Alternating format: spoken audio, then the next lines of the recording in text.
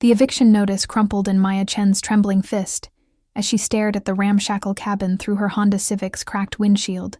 Rain drummed against the glass like impatient fingers, and the Oregon forest pressed close around the structure as if trying to reclaim it entirely. Moss had conquered half the roof, and what remained of the front porch sagged like a broken promise. "Mommy, is this really our new house?" 7-year-old Emma's voice carried the particular brand of skepticism that only children could master. Maya glanced in the rearview mirror at her daughter's round face, then at her 4-year-old son Lucas, who was busy making his action figure fight invisible monsters. The U-Haul trailer behind them held everything they owned, which wasn't much after the divorce, the layoffs at TechFlow Solutions, and 6 months of burning through savings. "It's going to be an adventure," Maya said, forcing brightness into her voice. The lie tasted bitter, but what else could she tell them? That they were one missed meal away from living in the car? That the inheritance from Great Aunt Lily, a woman she'd met exactly twice, was their last hope? She killed the engine and stepped into the rain. The cold Oregon air hit her like a slap, carrying the scent of wet pine and something else. Decay, maybe, or just the weight of abandonment. The key felt ancient in her palm, its brass surface green with oxidation. The front door opened with a groan that seemed to echo from the cabin's bones. Inside, dust motes danced in the gray light filtering through grimy windows. The floorboards creaked ominously under Maya's weight, and she could hear something, mice probably, scurrying in the walls. "It smells funny," Emma announced, wrinkling her nose. "Like old socks," Lucas added helpfully. Maya surveyed their new kingdom.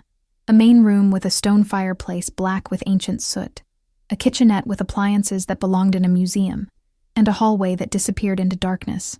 Water stains bloomed across the ceiling like abstract art, and wallpaper peeled away from the walls in long, accusatory strips. "Well," she said, setting down her laptop bag, "we've definitely seen worse." Emma gave her a look that suggested otherwise. The next 3 hours were a blur of unloading boxes, chasing spiders, and discovering new varieties of mold. Maya had worked as a software developer for 8 years, before the restructuring that eliminated her entire department. She could debug code that made seasoned programmers weep, but apparently that didn't translate to fixing a cabin that seemed held together by stubbornness and possibly actual cobwebs. As evening approached, Maya managed to get the ancient space heater working. Sort of. It wheezed and coughed like a dying animal, but produced enough warmth to take the edge off the chill. They ate peanut butter sandwiches by the light of her laptop screen, while rain continued its assault on the roof. "The Wi-Fi doesn't work," Emma observed, having already attempted to connect her tablet. "There is no Wi-Fi," Maya admitted. "But look." She pointed to the bookshelf in the corner, which was surprisingly well stocked. "We can read actual books, like people used to do in the old days." Emma's expression suggested this was roughly equivalent to proposing they hunt their dinner with spears. That first night, Maya lay awake on the musty couch. She'd given the kids the only bedroom that didn't have visible water damage, listening to the cabin settle around them. Every creak and groan sounded like impending structural collapse. Outside, the forest whispered secrets in a language she didn't understand. She pulled out her phone and stared at the screen. No service, of course. The nearest town, Cedar Falls, was 30 miles away, and she'd seen exactly 3 other structures during the drive-in. This was isolation on a level that made her city-raised soul itch with anxiety. But they were safe.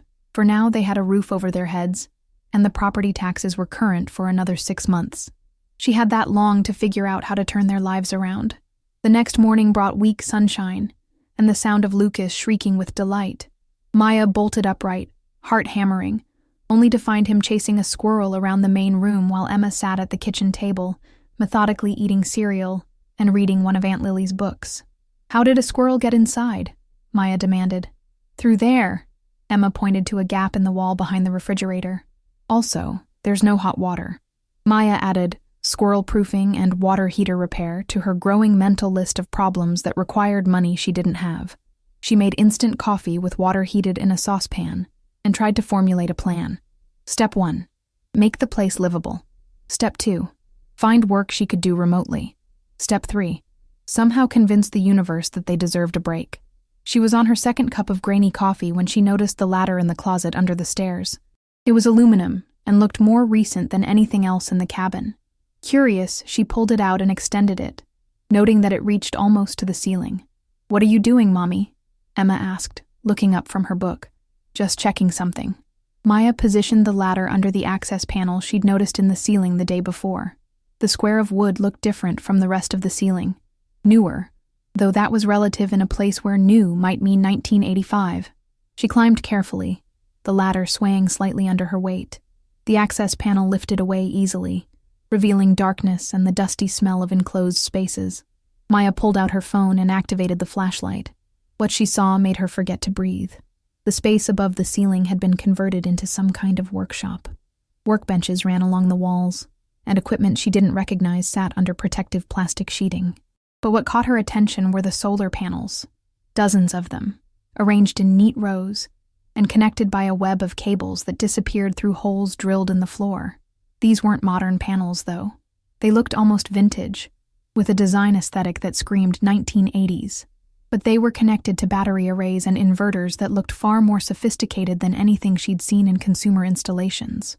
"Emma, can you bring me the big flashlight from the box marked emergency?" Maya called down, trying to keep the excitement out of her voice. The better light revealed more details. The solar panels were connected to what looked like a monitoring system. Banks of equipment with LED displays showing power generation, battery status, and other metrics she couldn't immediately decipher. Everything was still running, humming quietly with electrical life. On the workbench closest to the access opening, she found a stack of notebooks filled with neat handwriting.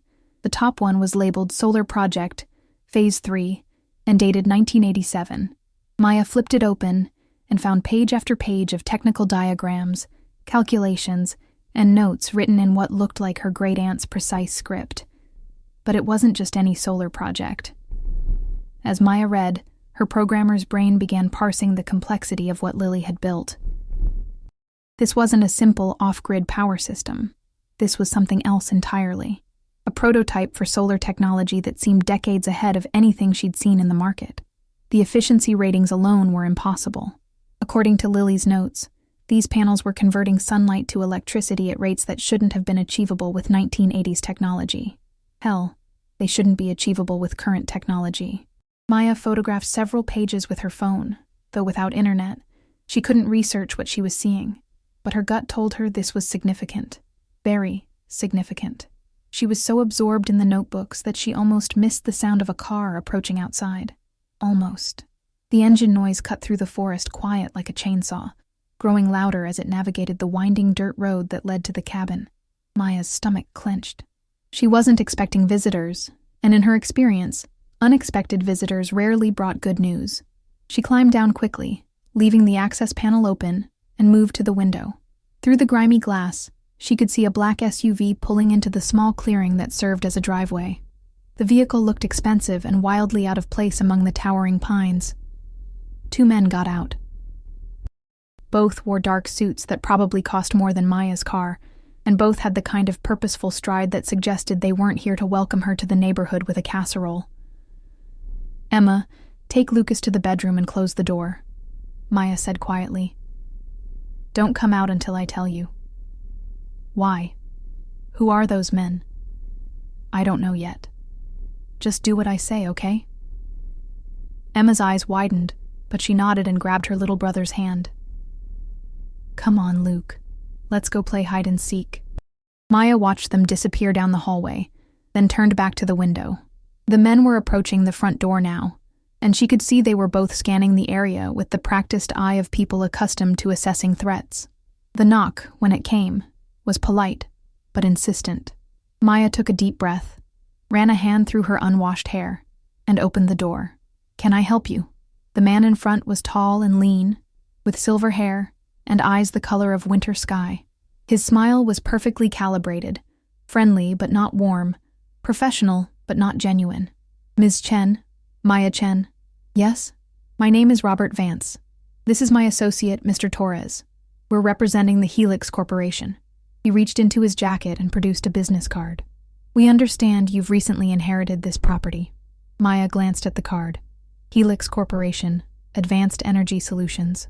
Vance's title was listed as Senior Acquisition Specialist. "I'm sorry, but I'm not interested in selling." "Oh, we're not here to buy the property." Vance said smoothly.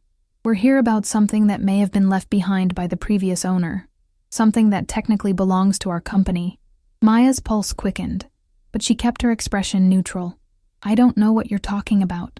Your great-aunt, Lily Chen, was a brilliant woman." Torres spoke for the first time. He had a slight accent. Spanish, maybe, and a scar that ran from his left ear to the corner of his mouth. "She worked for us in the 1980s. Very briefly. When she left our employment, she may have taken certain proprietary materials with her. I wouldn't know anything about that. I barely knew my aunt." "Of course not," Vance said. "But you understand, if there are corporate materials on this property, prototypes, research notes, that sort of thing, they would need to be returned. For legal reasons." Maya thought about the notebooks upstairs, the impossible solar panels, the equipment that was still humming with life 35 years after installation. What kind of materials? Technical specifications, experimental hardware, nothing that would be of value to anyone outside our industry, you understand, but important to us from a historical perspective. Something in Vance's tone made Maya's skin crawl. These men hadn't driven into the middle of nowhere for historical perspective. "Well, if I find anything like that, I'll be sure to let you know. We'd appreciate that." Vance handed her another card, his personal number apparently. "In fact, we'd be happy to conduct a search ourselves. Save you the trouble. That won't be necessary." "Are you certain? These old cabins can be full of surprises. Sometimes dangerous surprises if you don't know what you're looking for." The threat was subtle but unmistakable. Maya's grip tightened on the door handle. "I appreciate your concern, but I can handle it." Vance studied her face for a moment, then nodded. "Of course. But if you change your mind, or if you find anything unusual, please don't hesitate to call, day or night." They returned to their SUV without another word. Maya watched them drive away, noting that they turned left at the end of her driveway, toward the main road, not back toward town, which meant they'd been studying the area, planning their approach. She closed and locked the door, then checked the windows to make sure the locks were secure. Not that locks would stop men like that if they really wanted to get in. "Mommy?" Emma's voice came from down the hall. "Are the scary men gone?" "They weren't scary," Maya lied. "Just businessmen. You can come out now." But as her children emerged from the bedroom, Maya's mind was racing. Helix Corporation. Advanced Energy Solutions. She needed internet access, needed to research what she'd stumbled into. Because one thing was clear. The solar installation in her attic was worth a lot more than she'd initially thought, possibly enough to kill for. She looked up at the open access panel, then at her children, and made a decision that would change everything. Whatever Aunt Lily had hidden in this cabin, whatever Helix Corporation wanted so badly, Maya wasn't giving it up without a fight. But first, she needed to understand exactly what she was fighting for, and she needed to do it before Vance and Torres came back, because Maya was certain they would be back. Men like that didn't give up after one polite conversation. The question was, how much time did she have before politeness gave way to something much more dangerous? Maya spent the rest of that day in a state of controlled paranoia. She moved through the cabin like a woman walking on ice, hyper-aware of every sound from the forest, every creak of the old structure settling. The children sensed her tension. Emma kept glancing toward the windows, and Lucas stayed closer to her than usual. By evening, she'd made 3 important decisions. First, she needed to document everything in the attic before anyone else showed up. Second, she had to find a way to get internet access to research Helix Corporation. And third, she needed to start thinking like someone whose life might depend on staying ahead of corporate interests with unlimited resources. After the kids fell asleep, Maya climbed back into the attic space with her laptop and every battery pack she owned. The solar monitoring system was more sophisticated than anything she'd encountered in her programming career. The interface looked like something designed by engineers who thought decades ahead of their time. She connected her laptop to one of the data ports and immediately hit a login screen. But this wasn't corporate-grade security. It was Aunt Lily's personal system, and Maya knew her great-aunt well enough to guess at passwords. After 20 minutes of trying variations of family names, dates, and technical terms from the notebooks, she struck gold. Maya 2015, the year Maya had graduated from MIT, something Lily had mentioned being proud of during their last phone conversation. The system opened like a digital treasure chest. File directories stretched back 35 years, containing research notes, test data, and communication logs that made Maya's breath catch in her throat. Lily hadn't just worked for Helix Corporation. She'd been their lead researcher on something called Project Prometheus, developing photovoltaic technology that appeared to violate several laws of physics. Maya scrolled through technical specifications that made her head spin. The solar panels weren't just more efficient than current technology.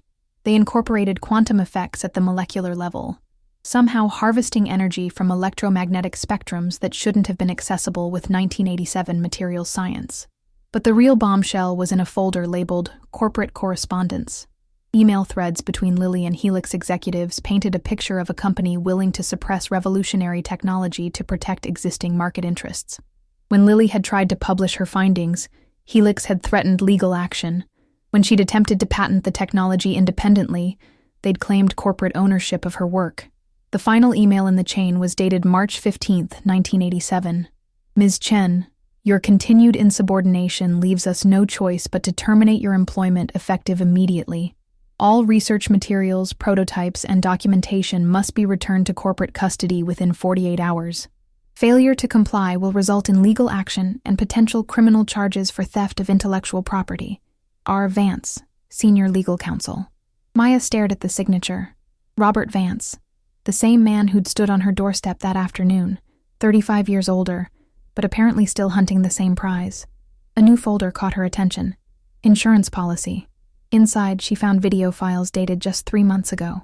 Maya clicked on the most recent one. Aunt Lily's face filled the laptop screen, looking far older than Maya remembered, but with eyes still sharp as lasers. She was sitting in this same attic space, surrounded by the humming equipment. If you're watching this, Maya, then something has happened to me, and you've inherited more than just a cabin. Lily's voice carried the slight tremor of age, but none of its uncertainty.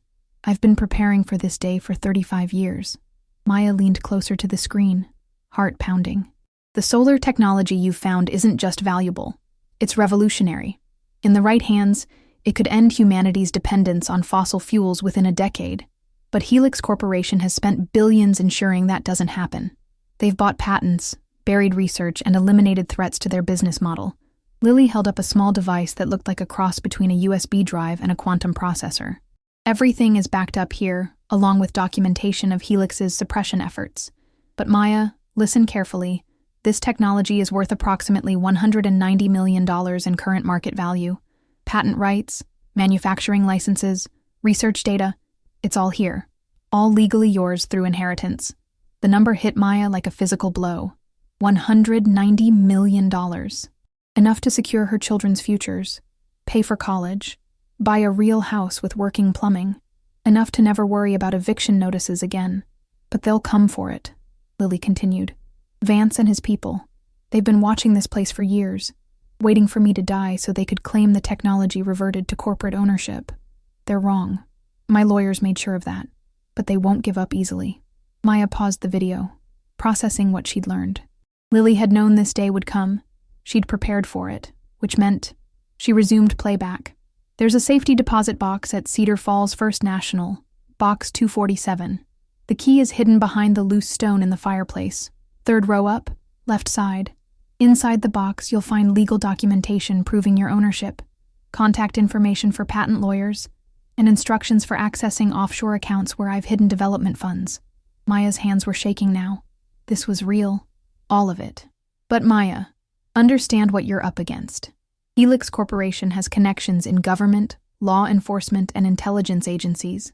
They've killed to protect their interests before, though they're very good at making it look like accidents. If you decide to fight them, be careful who you trust. The video ended with Lily staring directly into the camera, her expression mixing determination with deep worry. I'm sorry to burden you with this, child, but you're the only family I had left, and you're smart enough to see this through. Whatever you decide, know that I believe in you. Maya sat in the darkness of the attic for a long time after the screen went black. Outside, an owl called through the forest, and something larger rustled through the underbrush. The solar equipment hummed around her, quietly generating power that could change the world. $190 million.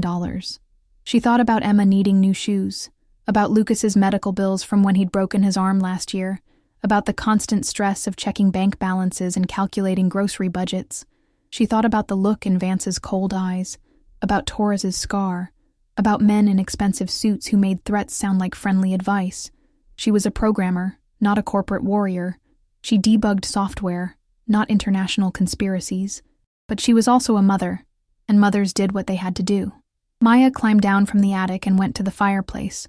The stone Lily had mentioned was loose enough to wiggle with her fingers, revealing a cavity behind it, and a small brass key that felt warm in her palm. Tomorrow she would drive to Cedar Falls and open that safety deposit box. Tonight, she had plans to make. She spent the next hour transferring files from Lily's system to encrypted drives, creating multiple backups of everything she'd found. If Helix wanted to play hardball, they'd discover that Maya Chen had learned a few things about information security during her years in tech. As she worked, her phone buzzed with a text message, startling in a place where cell service was supposedly non-existent. The message was from an unknown number. Having second thoughts about our conversation today? Sometimes isolation can help people see situations more clearly. Sleep well. RV. Maya stared at the screen, ice forming in her stomach. They were monitoring her phone, which meant they knew exactly where she was, what she was doing, and possibly what she'd discovered. She looked toward the bedroom where her children slept, then back at the text message. The implied threat was clear. They could reach her anytime they wanted. The isolation she'd thought was protection was actually vulnerability. But Maya had spent 8 years working in cybersecurity.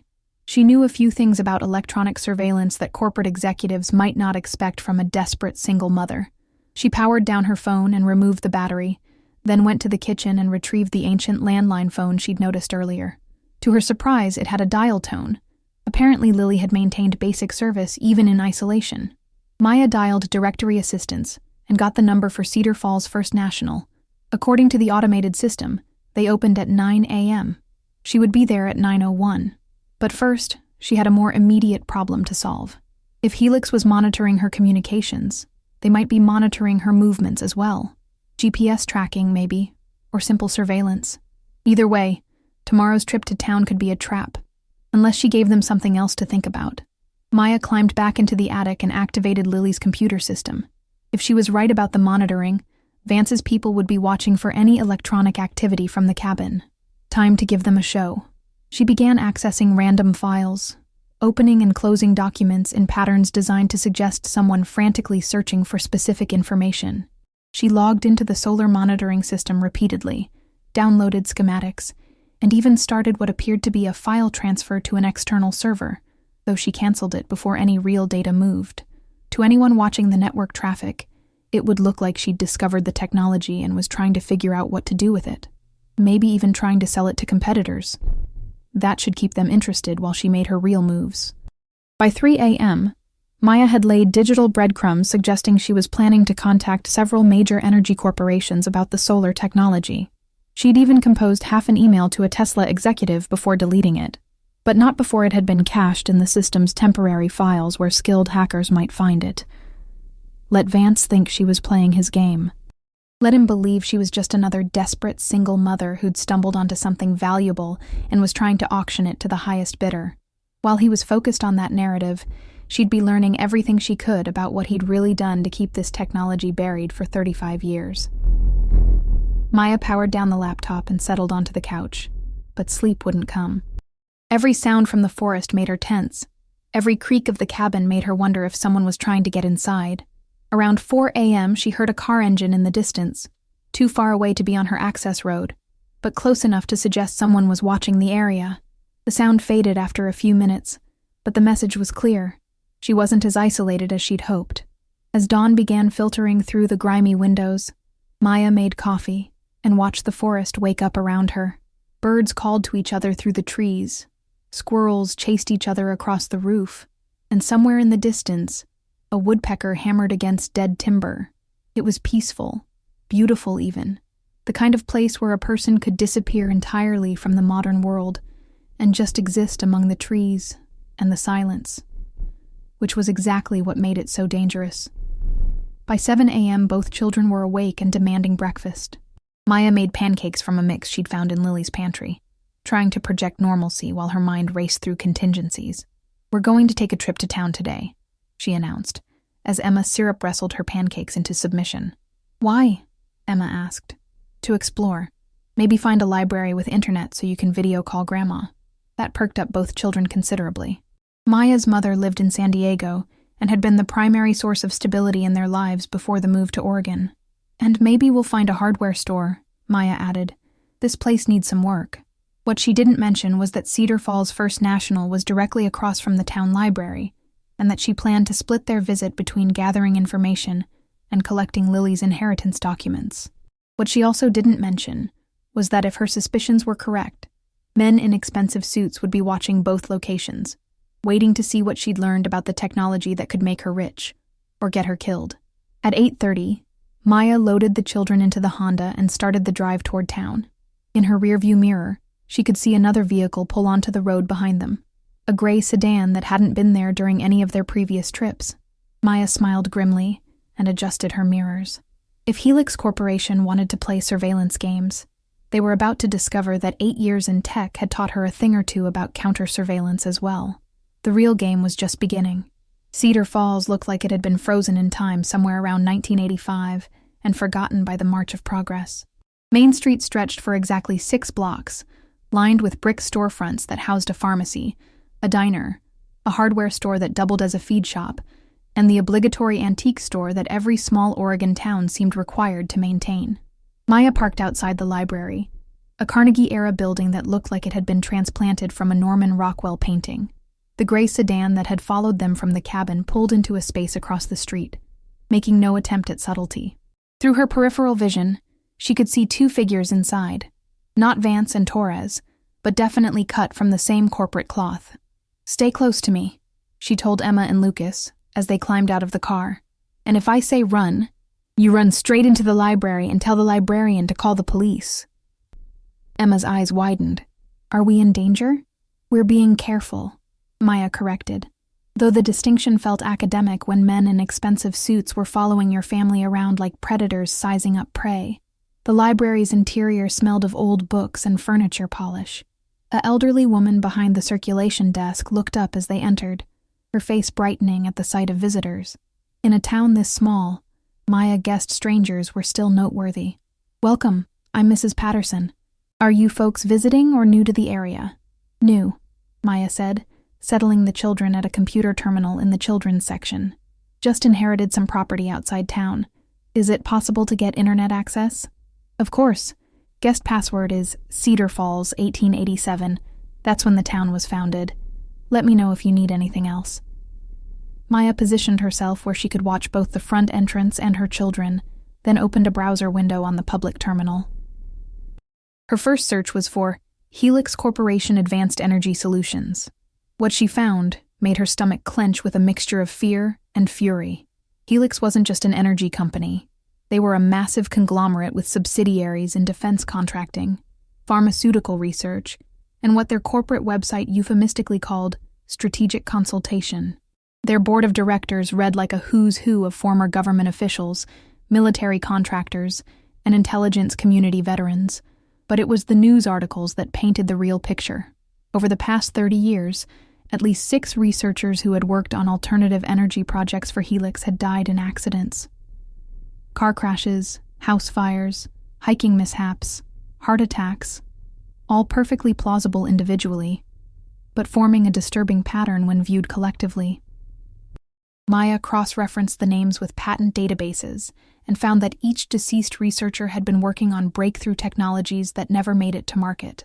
Patents that had been filed, approved, and then mysteriously abandoned or sold to shell companies that never developed them further. The most recent death was Dr. Sarah Kim, a photovoltaic specialist who had died in a skiing accident just 8 months ago. According to the brief obituary, she had been on the verge of announcing a major breakthrough in solar efficiency when she died. Maya's hands were shaking as she opened another browser tab and searched for more information about Dr. Kim. What she found in the cached version of a deleted blog post made her blood run cold. "I know they're watching me now. The breakthrough isn't theoretical anymore. I've achieved 47% efficiency in laboratory conditions, nearly double what the market thinks is possible. But when I tried to present my findings to the board, they shut me down. They don't want this technology to exist. They can't afford for it to exist. If something happens to me, look for the others who tried to bring this tech to light. We're all connected by the same thread. And that thread leads back to something called Project Prometheus. Project Prometheus, the same project Lily had worked on 35 years ago. Maya screenshot everything, saving files to a USB drive she'd brought with her. But as she worked, she became aware of movement outside. The gray sedan had been joined by a black SUV, the same one Vance and Torres had driven to the cabin. Now there were at least 4 men watching the library, and probably more she couldn't see. She glanced toward the children. Emma was absorbed in an educational game, while Lucas was looking at picture books about forest animals. They seemed oblivious to the danger gathering outside, which was probably for the best. Maya's phone buzzed with another text from the unknown number. Productive morning at the library. When you're finished with your research, perhaps we could continue our conversation from yesterday. The message confirmed what she'd suspected. They were monitoring everything she did online, probably through sophisticated hacking tools that made her attempts at digital misdirection look amateur by comparison. But Maya had learned something important during her research. She wasn't Helix's only target.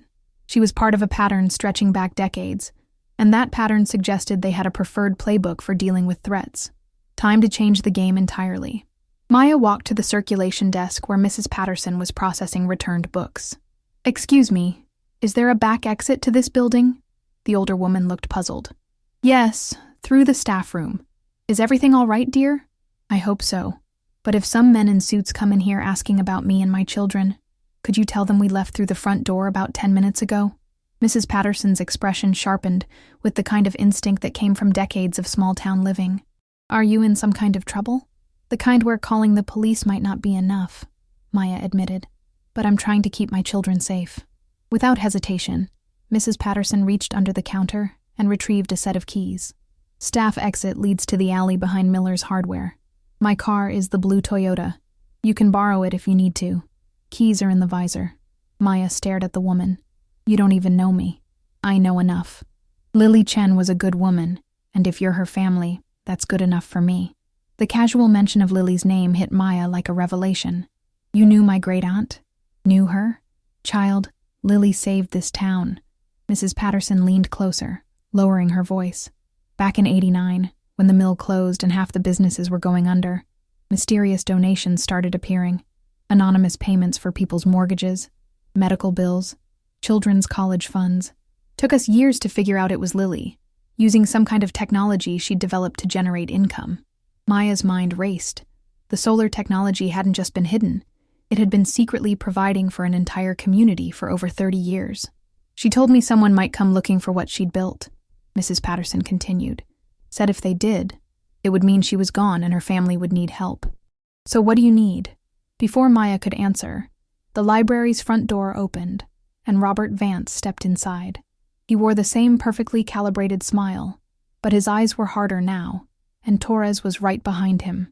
"Mrs. Patterson," Vance said smoothly. "Such a pleasure to see you again. We're looking for Ms. Chen and her children. I believe they came in a few minutes ago?" Maya ducked behind the stacks, pulling out her phone and quickly texting Emma. "Hide with Luke in the bathroom now. Don't come out until I get you." Mrs. Patterson's voice carried clearly through the library. "Oh, you just missed them.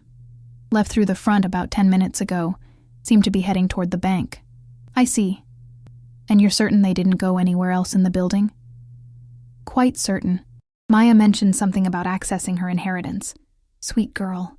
Such well-behaved children." Maya heard footsteps moving through the library, Torres checking the stacks while Vance kept Mrs. Patterson talking. She had maybe 30 seconds before they found her hiding spot, but Mrs. Patterson wasn't done. "You know, it's funny. Lily Chen used to get visits from men in suits too back in the day, always asking about her research, wanting to know what she was working on. Lily never trusted them much. I'm sure she was just confused," Vance said, but Maya could hear the edge creeping into his voice. Old age can make people paranoid about perfectly legitimate business inquiries. Maybe so, though I noticed those businessmen stopped coming around after Sheriff Henderson had that talk with them about respecting people's privacy. Good man, Sheriff Henderson. Very protective of our community. The footsteps were getting closer. Maya spotted an emergency exit near the back of the building and made her decision. She typed one more quick text to Emma. "Meet me at the blue Toyota in the back alley," then slipped through the emergency door.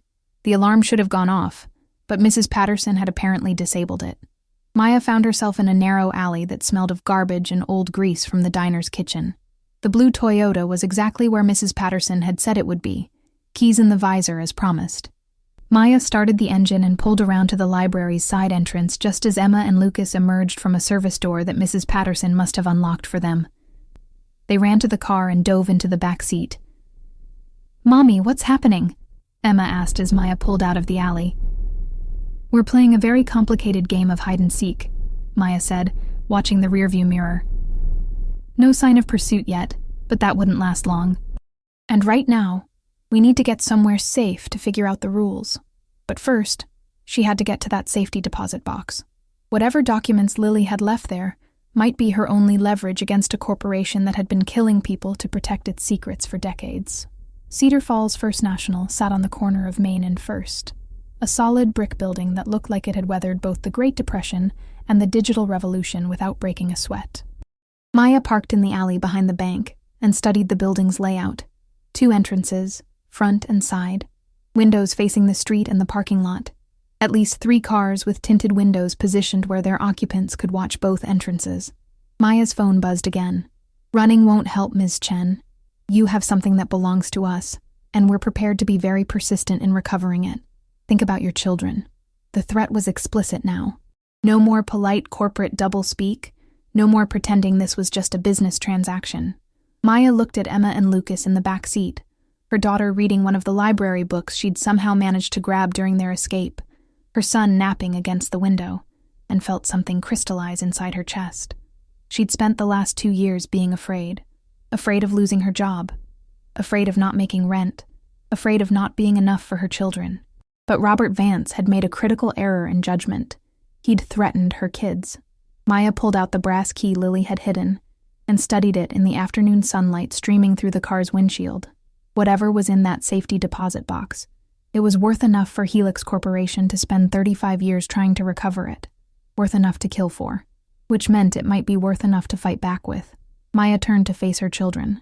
"Emma, Lucas, I need you to listen very carefully. We're going to go into the bank, and I need you to stay right next to me the entire time. Can you do that?" Emma nodded solemnly. Lucas mumbled agreement without opening his eyes. "If anyone tries to separate us, anyone at all, you scream as loud as you can and run to the nearest adult. Understood?" "Understood," Emma said.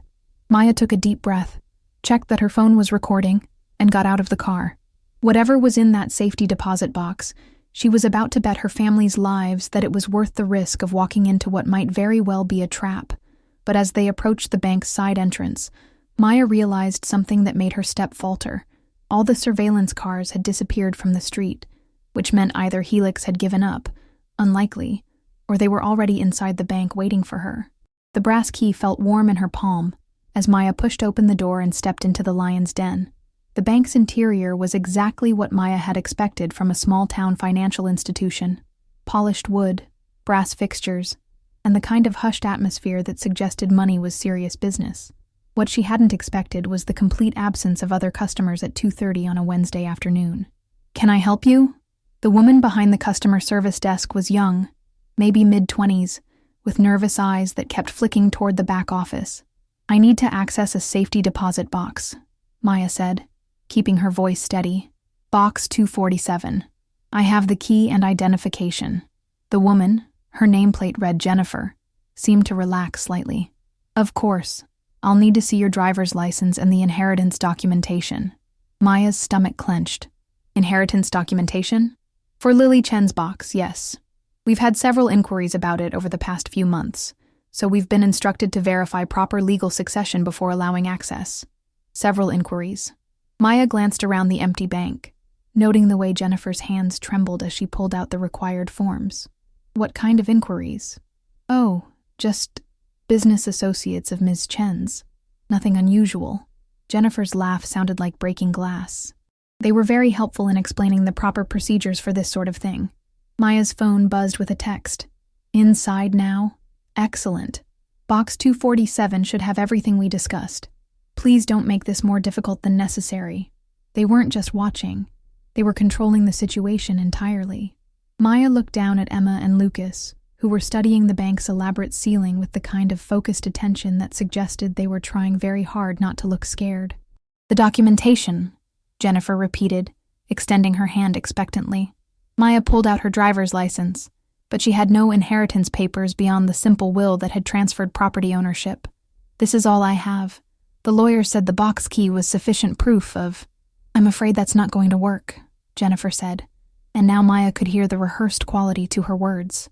"Bank policy requires proper documentation for inherited safety deposit boxes. Perhaps you should speak with the branch manager?" Before Maya could respond, a door marked "Private" opened, and Robert Vance stepped out, followed by Torres and a third man Maya hadn't seen before, older, with silver hair and the kind of expensive suit that whispered rather than shouted about its cost. "Ms. Chen," Vance said, his smile now entirely predatory. "What a pleasant surprise. Having trouble with the paperwork?" Emma pressed closer to Maya's side, and Lucas stepped behind them both. Maya's hand found her phone, but before she could activate the emergency call feature, Torres reached over and gently took it from her fingers. "Just a precaution," he said, his scarred face almost apologetic. "We wouldn't want any misunderstandings." The older man stepped forward. "Miss Chen, I'm David Ashford, Helix Corporation's chief legal officer. I think there's been some confusion about the ownership of certain materials your aunt may have left behind." "There's no confusion," Maya said, surprised by the steadiness of her own voice. "Lily left everything to me, legally and legitimately." "Well, that's where things get complicated." Ashford opened a briefcase and pulled out a thick folder. "You see, Ms. Chen worked for us under what we call a comprehensive development agreement. Anything she created during her employment, or using knowledge gained during that employment, remains corporate property in perpetuity." Maya glanced at Jennifer, who was studiously avoiding eye contact, then back at Ashford. "She quit 35 years ago, but she took proprietary information with her. Trade secrets. Corporate intellectual property worth—" Ashford pretended to consult his papers. "Current market evaluation suggests approximately $190 million. The precise figure confirmed what Maya had suspected. They'd been monitoring her research at the cabin, probably had access to every file she'd opened, every document she'd read. "The solar technology belongs to Helix Corporation," Vance said, stepping closer. "Always has. Your aunt was simply keeping it safe for us. By hiding it in a cabin for 35 years? By maintaining it until we were ready to bring it to market," Ashford corrected smoothly. "Alternative energy requires careful timing, you understand. Market conditions, regulatory environments, investor confidence. These things matter when you're dealing with revolutionary technology." Maya almost laughed. "You've been sitting on technology that could change the world because the timing wasn't right?" "We've been protecting it," Vance said, and now his voice carried an edge of irritation. "From competitors who would rush it to market without proper safeguards, from governments who would weaponize it, from idealists who don't understand the economic complexities involved, from people who might actually use it to help humanity." Torres shifted position slightly, a movement that somehow conveyed threat without being overtly aggressive. "Ms. Chen, perhaps we should discuss this more privately. Your children don't need to hear the boring details of corporate law." The suggestion made Maya's blood run cold. Separate her from Emma and Lucas, the oldest play in the Predator's handbook. "My children stay with me." "Of course," Ashford said quickly. Mr. Torres was simply suggesting the manager's office might be more comfortable, more private. Maya looked around the bank again, noting details she'd missed before. The security cameras had been repositioned to face away from the main floor. The blinds were drawn on all the windows facing the street. The front door had an out-to-lunch sign that definitely hadn't been there when they'd driven past earlier. They weren't customers here. They were prisoners. "Actually," Maya said, making a decision that surprised even her, "I'd like to access the safety deposit box first, since I have the key and proper identification." Ashford's smile slipped a fraction. "As Jennifer explained, bank policy requires—" "I know what bank policy requires," Maya interrupted, pulling out her phone. Not the one Torres had taken, but a backup device she'd kept in her jacket pocket. "And I know what Oregon state law requires for inherited safety deposit boxes. Should I call the State Banking Commission to clarify?" The silence that followed was thick with tension. Maya could hear the ventilation system humming, Emma's quiet breathing, the distant sound of traffic on Main Street. Finally, Ashford nodded to Jennifer. Why don't we all go down together? I'm sure we can sort out the paperwork issues afterward. They descended to the basement in a group that felt more like a funeral procession than a banking transaction. The safety deposit box vault was small and windowless, lined with numbered metal drawers that stretched from floor to ceiling. Maya found box 247 near the bottom row, requiring her to kneel to insert both her key and the bank's master key. The box slid out with a metallic whisper, revealing contents that made Maya's breath catch in her throat. Documents. Yes, thick legal files that looked professionally prepared, but also something else. A small metal device that looked like a cross between a smartphone and a quantum computer, its surface covered with indicators that pulsed with soft blue light. "What is that?" Vance asked, leaning closer. Maya lifted the device carefully. It was warm to the touch and surprisingly light. As her fingers made contact with what appeared to be a touchscreen interface, the device activated with a soft chime. Lily's face appeared on the screen. Not a recording this time, but what looked like a real-time holographic projection. "Hello, Maya," the image said, turning to focus on her with uncanny accuracy. "If you're seeing this, then my security protocols have been activated. You're in immediate danger." Ashford started forward, but stopped when Torres grabbed his arm. Everyone in the vault was staring at the device in fascination and growing alarm. "The device you're holding contains everything," Lily's projection continued. "Complete technical specifications, manufacturing processes, patent documentation, and most importantly, evidence of Helix Corporation's systematic suppression of clean energy technology over the past 40 years. Vance's face had gone very pale. "That's impossible. AI projection technology doesn't exist at consumer level." Lily's image turned toward him. "Hello, Robert. Still trying to steal other people's work, I see. The projection technology is just a side benefit of quantum energy research, something your people might have discovered if you'd been interested in innovation instead of market manipulation." Maya stared at the device in her hands. "Aunt Lily, how is this possible?" "I'm not alive, child. This is an interactive construct based on my memories, activated by biometric recognition and threat assessment protocols. But I can answer questions and guide you through what comes next." "Which is what, exactly?" Maya asked. "Survival," Lily said simply. "And justice.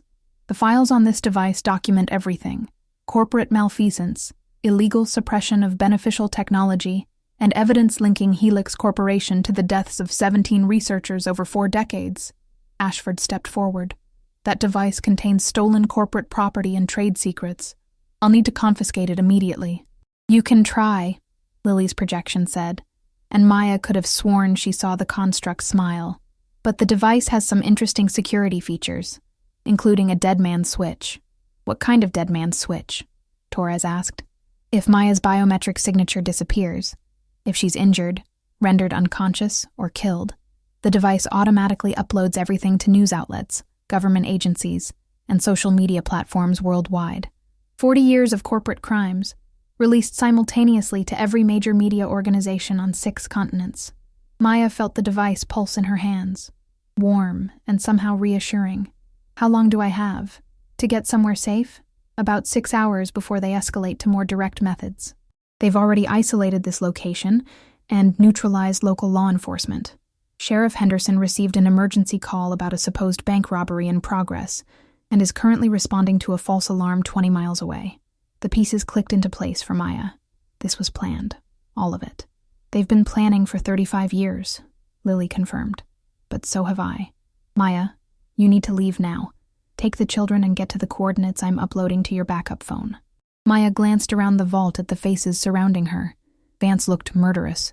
Torres appeared to be calculating angles of attack, and Ashford seemed to be having some kind of internal crisis. "What about them?" Maya asked. "They'll let you go," Lily said confidently. "For now. They can't risk triggering the dead man's switch, and they know I've prepared for this contingency. But Maya, once you leave this building, the real chase begins. They'll use everything they have to stop you from reaching safety." Maya stood up, the device still pulsing in her hands. "What's at these coordinates?" "Justice," Lily said, "and the beginning of the end for Helix Corporation's stranglehold on humanity's energy future." Vance stepped forward, his hand reaching toward the device. "Ms. Chen, let's discuss this rationally. There are ways to resolve this situation that benefit everyone. Maya looked at him, then at her children, then back at Lily's projection. What do you think, Aunt Lily? Should I trust them? The construct's laugh was so much like the real Lily that Maya felt tears threatening.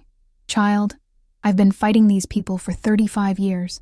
Trust them to do exactly what serves their interests, which right now means getting that device away from you by any means necessary. Then we leave, Maya said, slipping the device into her jacket pocket and taking Emma and Lucas by the hands. Now, nobody tried to stop them as they walked back through the bank, but Maya could feel eyes tracking their every movement, calculating, planning. As they reached the front door, Vance called out one last time. Ms. Chen, you have something that doesn't belong to you. We'll be in touch about arranging its return. Maya turned back to face him, surprised by the calm she felt. Mr. Vance? You've spent 35 years trying to steal something that could save the planet. Maybe it's time you learned what it feels like to be on the other side. She pushed open the bank door and stepped into the afternoon sunlight with her children, carrying a device that could change the world, if they could survive long enough to use it. Behind them, she could hear Vance already making phone calls, mobilizing whatever resources Helix Corporation could bring to bear. The real chase was about to begin, but as Maya helped Emma and Lucas into Mrs. Patterson's Toyota, she realized something had changed. For the first time in years, she wasn't running away from something. She was running toward justice. And with Lily's quantum construct guiding her and 200 years of corporate crimes documented in her pocket, Maya Chen was about to discover exactly how dangerous a desperate mother with revolutionary technology could be. Maya had driven exactly 4 miles when the helicopter appeared. It came from the south, flying low over the tree line with the aggressive purposefulness of military aircraft. Through the Toyota's windshield, Maya could see it was unmarked, corporate black with tinted windows that revealed nothing of its occupants. Mommy, why is that helicopter following us? Emma asked from the back seat, her voice carrying the kind of carefully controlled fear that broke Maya's heart. Because some very bad people want something that belongs to us, Maya said, taking a hard right onto a logging road that Mrs. Patterson had mentioned during their brief conversation about back routes out of town. The quantum device in her pocket pulsed against her ribs. Lily's construct had been silent since they'd left the bank, but Maya could feel it processing, calculating, preparing for whatever came next. The logging road cut through dense forest, winding up into the Cascade foothills along a route that Google Maps would never find. Maya pushed the Toyota as hard as she dared, gravel spraying from the tires as they navigated switchbacks that dropped off into ravines on one side and rose into impenetrable timber on the other. Behind them, she could see dust clouds marking the approach of ground vehicles, at least 3, moving fast enough to suggest they had better engines than an elderly librarian's economy car. Maya's backup phone buzzed with GPS coordinates and a message. 2 miles ahead. Prepare for the unexpected. L. The helicopter swept overhead again, lower this time, and Maya caught sight of figures rappelling from its open doorway. Not corporate security.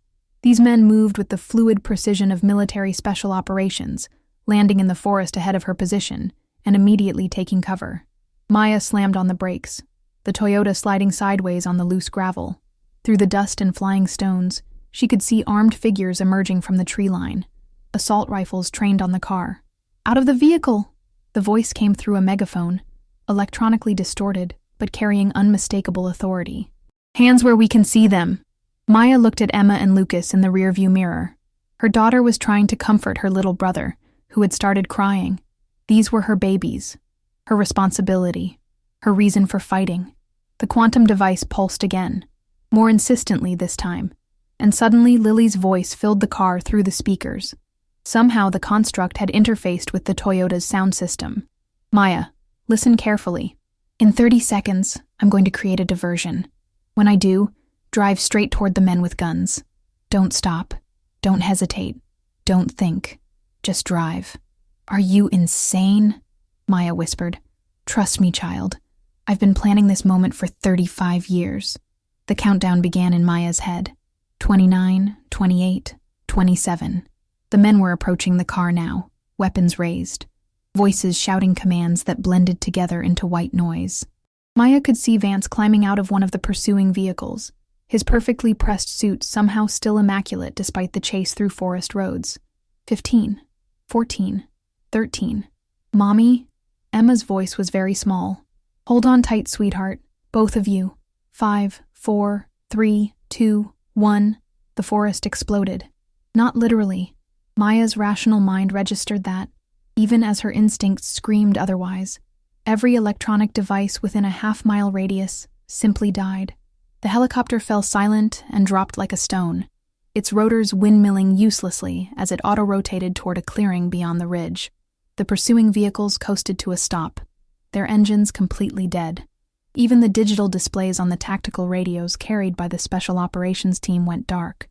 But Mrs. Patterson's 1987 Toyota Tercel, with its mechanical fuel injection, analog ignition system, and complete absence of computer-controlled anything, kept running perfectly. Electromagnetic pulse, Lily's voice explained as Maya floored the accelerator and drove straight toward the confused soldiers. Localized quantum field disruption. Very hard on electronics. Very easy on old cars with simple systems. The men with guns scattered as the Toyota bore down on them, their training telling them to avoid the vehicle even as their dead radios left them unable to coordinate a response. Maya drove through their perimeter like it was made of smoke, the car bouncing over rough terrain as she followed the GPS coordinates burned into her memory. Half a mile later, the logging road opened into a clearing, dominated by a structure that made Maya's breath catch in her throat. It wasn't a building exactly. It was something between a research station and a fortress, constructed from materials that seemed to shift and flow in the afternoon sunlight. Solar collectors covered every surface, not the primitive panels from the cabin, but something that looked decades more advanced, drinking in energy with an efficiency that bordered on the supernatural. "Welcome to Project Prometheus Phase 2, Lily said as Maya parked outside the entrance. Construction completed 1992, hidden from satellite surveillance through quantum light-bending technology, powered by solar collection systems that make the cabin installation look like a child's toy. Maya stared at the structure. "You've been building this for 30 years? We've been building this. Every researcher Helix tried to silence, every scientist they drove into hiding, every engineer they threatened into submission. This is where we came to continue our work."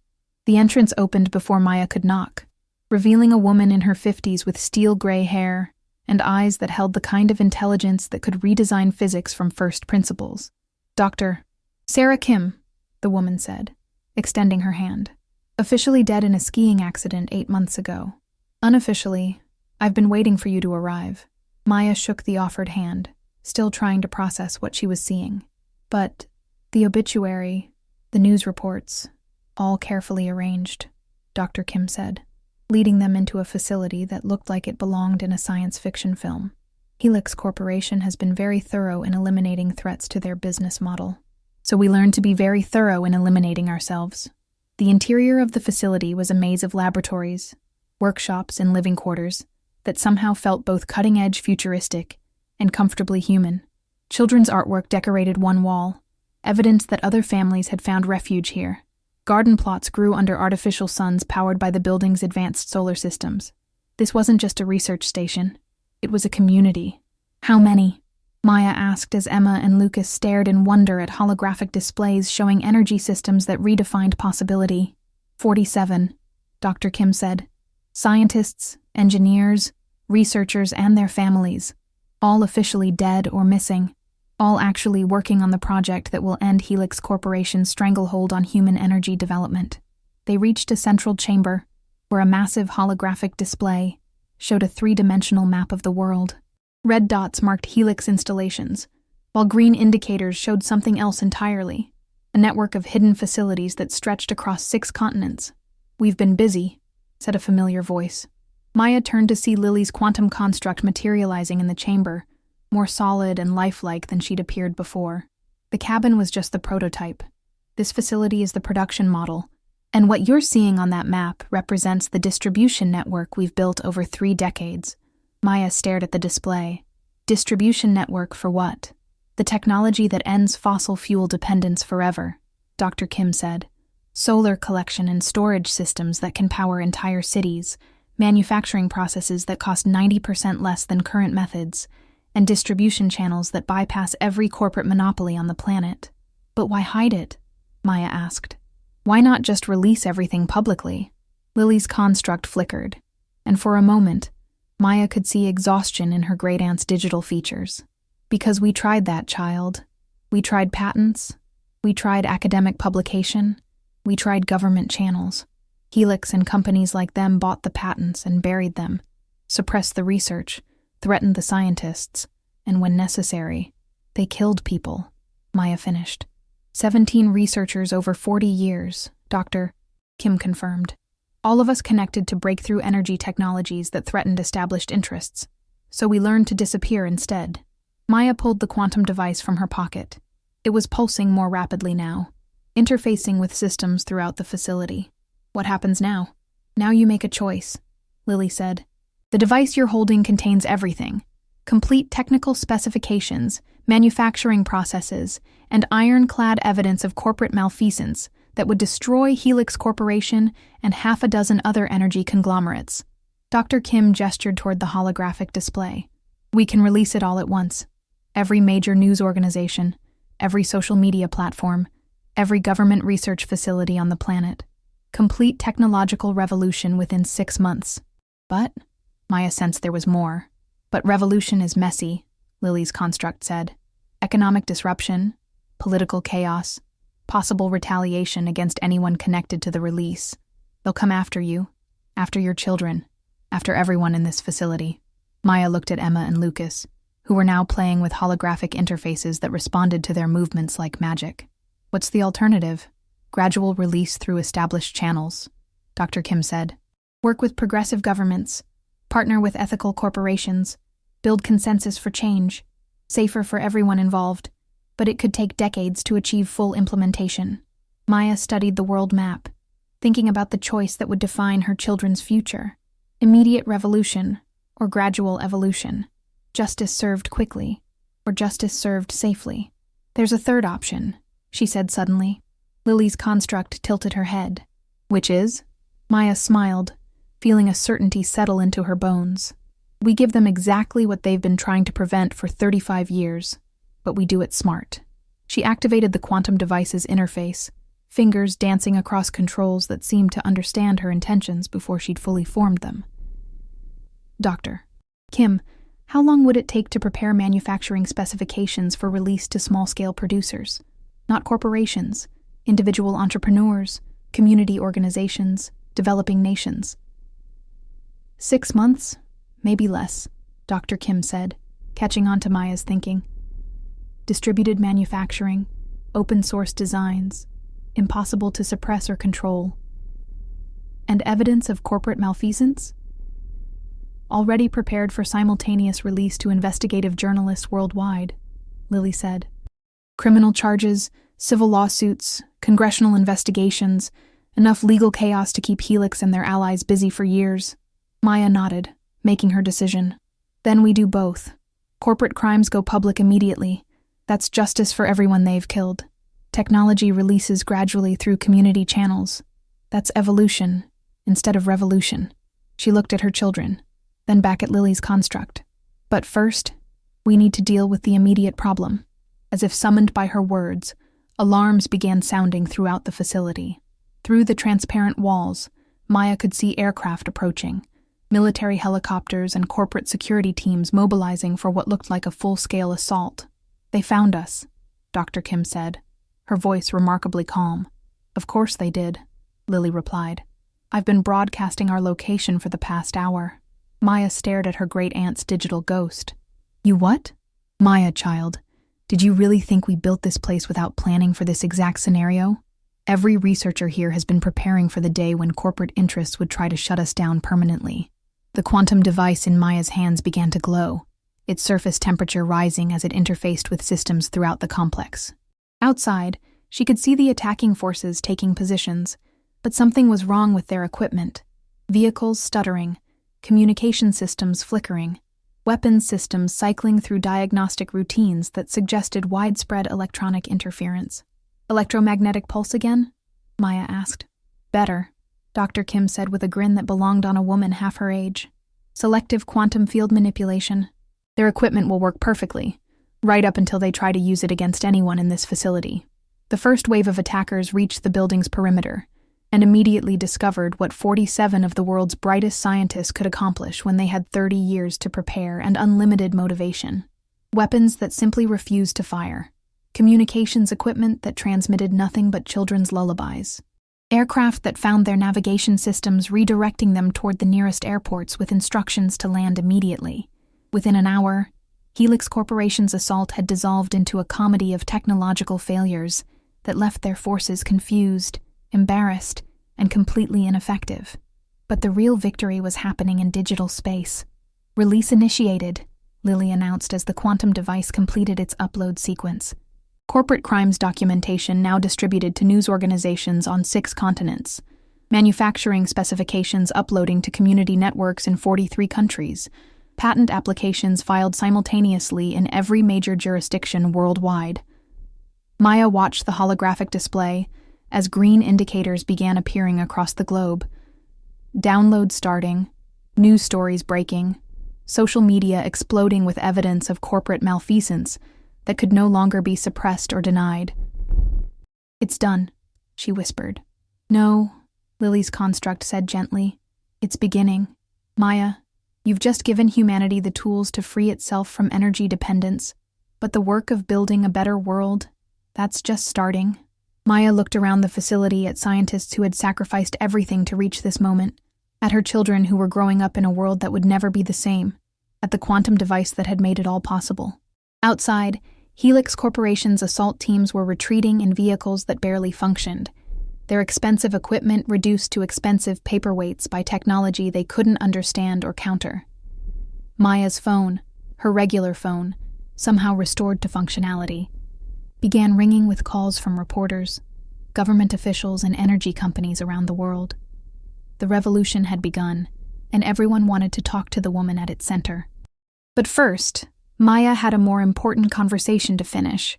"Aunt Lily," she said to the construct, "thank you for everything, for planning this, for protecting us, for giving us a chance to change the world." Lily's digital image smiled with warmth that transcended the artificial nature of her existence. "Thank you, child, for having the courage to see it through. Your children are going to grow up in a world powered by clean energy, where corporations can't suppress technology that benefits humanity. What happens to the construct? To you? I fade," Lily said simply. "The device was designed for this moment, to preserve my knowledge long enough to pass it on and ensure the technology found the right hands. Mission accomplished." Maya felt tears on her cheeks as Lily's image began to flicker, becoming translucent. "I wish I'd known you better." "You know me perfectly," Lily said, as she dissolved into points of light that scattered through the facility's systems. "You made the same choices I would have made. You protected your family, fought for justice, and chose the future over the past. Goodbye, Aunt Lily. Not goodbye, child. Beginning." Epilogue. 6 months later, Maya stood on the front porch of their new house. A real house, with working plumbing and reliable electricity generated by solar panels that would have seemed like science fiction just a year earlier. Emma was in the yard teaching Lucas how to tend the garden they'd planted with seeds that grew in soil, enriched by composting systems that turned waste into nutrition with 97% efficiency. The Helix Corporation no longer existed. Criminal investigations in 12 countries had dismantled the company piece by piece, sending executives to prison and redirecting billions in assets toward clean energy development. Robert Vance was serving 15 years for conspiracy and racketeering. Torres had disappeared entirely, though rumors suggested he'd found work with a renewable energy startup in Costa Rica. Maya's phone buzzed with a text from Dr. Kim. Manufacturing network now active in 67 countries. Local production centers operational in over 300 communities. Corporate suppression of beneficial technology is officially impossible. Maya smiled and typed back. "Any word from the quantum archaeologists? Found 2 more hidden facilities in Siberia and Tasmania. 40-year-old technology that makes our current systems look primitive." Lily really did think of everything. Maya pocketed the phone and watched her children play in the sunshine powered by energy that cost nothing, generated pollution never, and belonged to everyone who needed it. The world wasn't perfect. Revolution never was. But it was better, cleaner, more just. Inside the house, her laptop chimed with notifications. Another batch of technical specifications had been released to community manufacturers worldwide. Another breakthrough in energy storage had been documented and shared freely. Another step toward the future Lily had envisioned. Maya Chen had inherited a ruined cabin and discovered a secret worth $190 million. But what she'd really inherited was the responsibility to ensure that humanity's future belonged to everyone, not just those powerful enough to suppress it. The revolution was ongoing. The technology was spreading. The old monopolies were dying. And in a small town in Oregon, a single mother and her 2 children were living proof that sometimes the most dangerous person in the world is someone with nothing left to lose and everything to fight for.